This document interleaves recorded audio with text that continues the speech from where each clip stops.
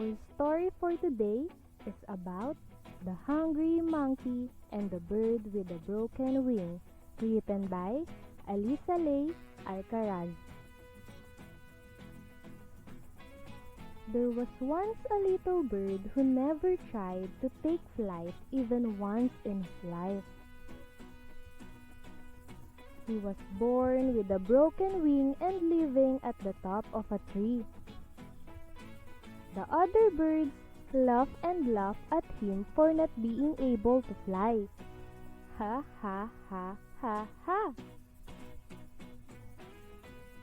But one day, there was a monkey who tried to climb the tree where he was living.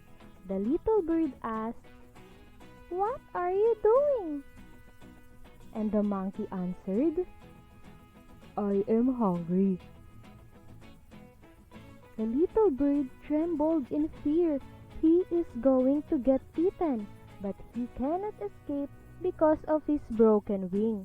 He cried and was about to accept his fate. The monkey tried hard to climb the tree, but it was so high. He tried and tried, but failed every time. Ouch!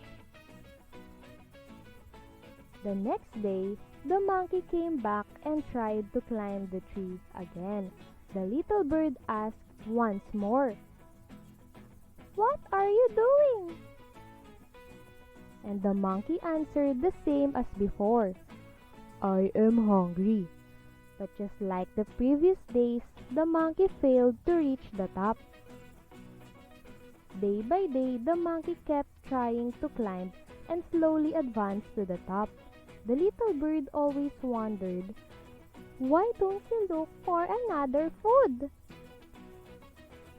The monkey immediately answered as always, "Because I am hungry." The little bird is about to cry, but the monkey continued climbing and never gave up. The little bird was shocked and amazed by the monkey's dedication. He glanced at his wings once again.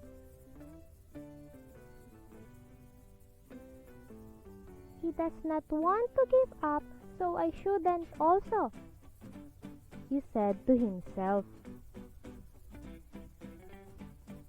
He flaps and flaps his one good wing, but it is not easy as he thinks. But whenever he sees the monkey, he tries to flap his wing one more time.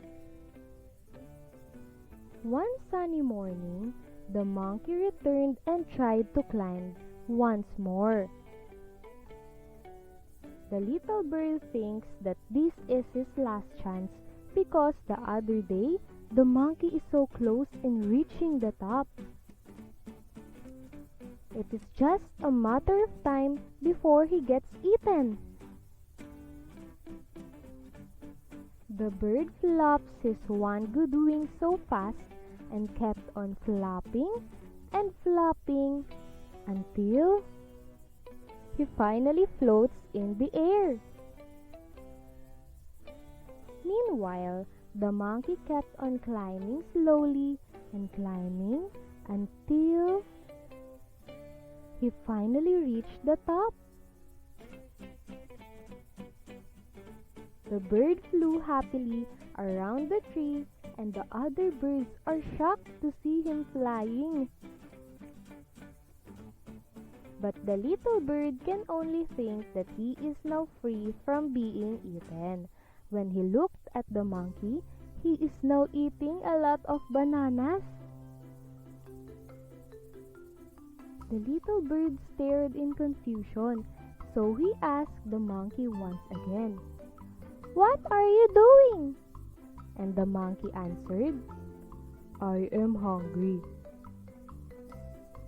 The little bird later realized that the monkey is not after him but for the bananas that bloomed around his nest.